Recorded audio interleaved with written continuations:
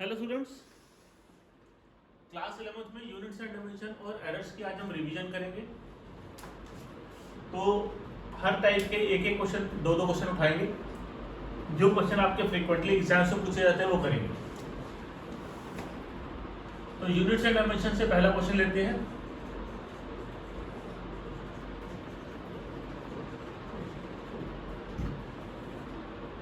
Convert one system of units to another.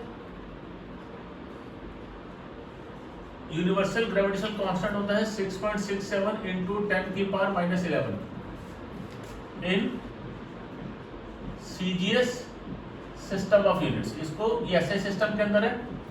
SI में इसकी value होती है न्यूटन मीटर स्क्वायर केजी -2 और आपको सीजीएस सिस्टम में इसको कन्वर्ट करना है। अच्छा, ये तो चलो अपनी जगह है। उससे पहले मैं एक बार आपको रिकॉल करा दूं कि 1 न्यूटन इज 10 की पावर 5 डाइन्स और 1 जूल इज 10 की पावर 7 अर्ब्स। अगर आपको ये नहीं याद तो ये आपको याद होना चाहिए। इसको कन्वर्ट करें, इसको सीजीएस में कन्वर्ट करना है। तो आप लिखोगे जी जी क्या है? जी है 6.67 10 की power -11 newton metre square KG की power -2 that is equal to n। अब जब मैं कन्वर्ट करूंगा, न्यूटन की जगह मैं लिखूंगा डाइन, मीटर की जगह लिखेंगे सेंटीमीटर और केजी की जगह लिखेंगे ग्राम। पावर जो जैसे पहले थी वो वैसे अब भी रहेगी। अब मुझे n निकालना है तो मैं इसको नीचे ले आऊंगा। n हो जाएगा 6.67 इंटू 10 की पावर -11। न्यूटन के नीचे लाऊंगा डाइन, मीटर के नीचे रखेंगे सेंटीमीटर, केजी के नीचे रखेंगे ग्राम। अभी ध्यान इसमें नहीं देना कि जो जिसकी पावर जैसे थी वो वैसे ही रहेगी। न्यूटन और डाइन की पावर 1 थी तो इसमें कोई चेंज नहीं आने वाला है, ये 1 ही रहेगी। मीटर और सेंटीमीटर दोनों की पावर 2 थी, ये 2 ही रहेगी। केजी और ग्राम दोनों की पावर -2 थी तो ये -2 ही रहेगी। तो ये पावर वाला पॉइंट जो है ये मेन ध्यान रखना।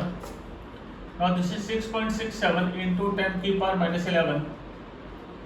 1 न्यूटन is 10 की पावर 5 डाइन। 1 मीटर is 10 की पावर 2 सेंटीमीटर। 1 kg is 10 की पावर 3 ग्राम।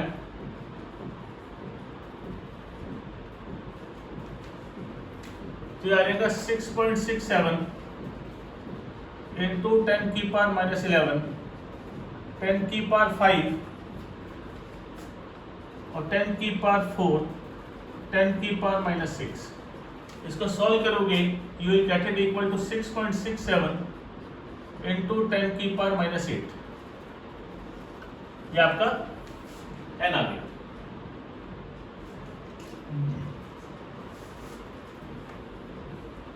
इसको सॉल्व करो।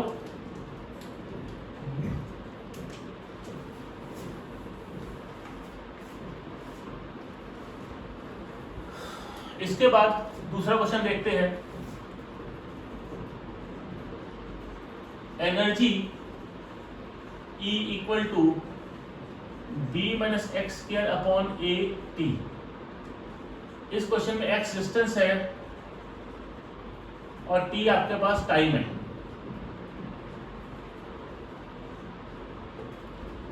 Find the dimensions of a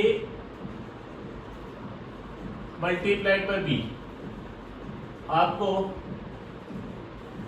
a into b के डायमेंशन बताने हैं। पहले फ्रीज करके खुद सॉल्व करना है। इनफैक्ट आपने ये हर क्वेश्चन के अंदर आपने ऐसे ही करना है कि पहले फ्रीज करके इसको खुद सॉल्व करना है और बाद में आपने सॉल्यूशन देखना है।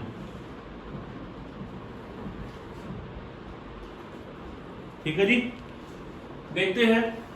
According to principle of homogeneity, आप b में से x स्क्वायर माइनस कर रहे हो तो माइनस तभी कर सकते हैं। According to principle of homogeneity हम माइनस तभी कर सकते हैं जब b के डायमेंशन x स्क्वायर के डायमेंशन के बराबर हो और x है मेरे पास l तो b की डायमेंशन हो जाएगी l स्क्वायर। अब इसी तरीके से a निकालना है तो a को ऊपर ले जाएंगे, ये आ जाएगा b - x square upon e into T B is L square minus L square, E energy है M N square T minus 2 into T. ध्यान देना L square minus L square zero नहीं होता बल्कि एल स्क्वायर ही होता है, और नीचे हो जाएगा M L square T minus 1, ये कैंसिल आउट हो जाएगा m माइनस 1 टी। अभी a इंटू बी की डायमेंशन अगर मुझे निकालनी है, a की डायमेंशन है l माइनस 1 इंटू टी और b की डायमेंशन है l स्क्वायर, तो ये हो गई आपके पास dimension of a multiplied by b।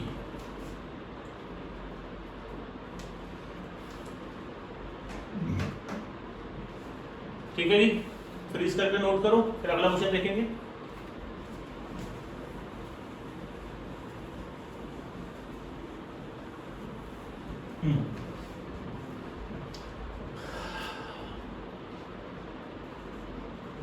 Next question है viscous drag F on a spherical body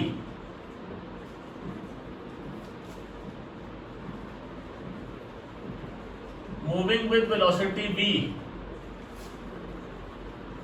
depends on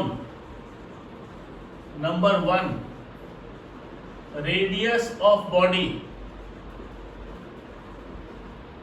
number 2 speed v, radius r, number 3 is coefficient of viscosity eta।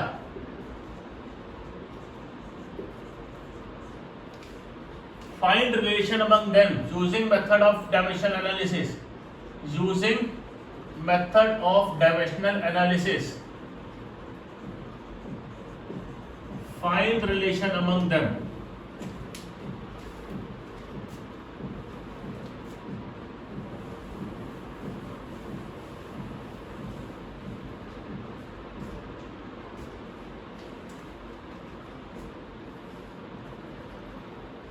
Viscous drag F velocity v पे depend करता है, radius पे depend करता है, velocity v पे depend करता है, coefficient of viscosity ईटा पे डिपेंड करता है। तो it is equal to k r की पावर a v की पावर b ईटा की पावर c। इसके बाद आगे खुद कंप्लीट करो। इंपॉर्टेंट क्वेश्चन है, इस टाइप का क्वेश्चन फ्रीक्वेंटली आपसे पूछा जाता है पेपर में। फ्रीज करके करना है। डायमेंशंस लोगे दोनों साइड पे।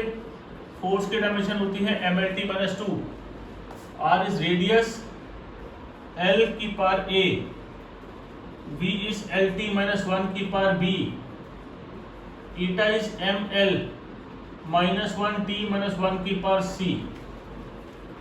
ये आ जाएगा जी m की पावर c, l की power a plus b minus c, t की power minus a minus c, mlt minus 2। अभी दोनों साइड को आप इक्वेट करो। इक्वेट करके क्या मिलेगा दोनों साइड्स पे पावर को? m की पावर c, m की पावर 1, तो c इक्वल टू 1। तो पहला तो हो गया जी काम हुआ।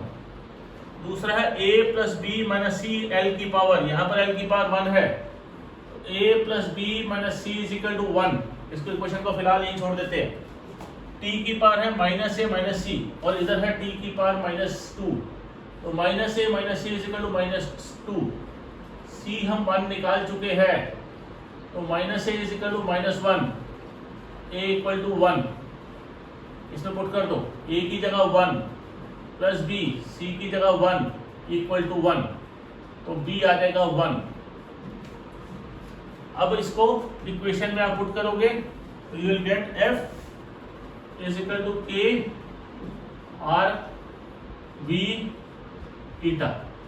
a की वैल्यू 6 पाई है, 6 पाई ईटा r v।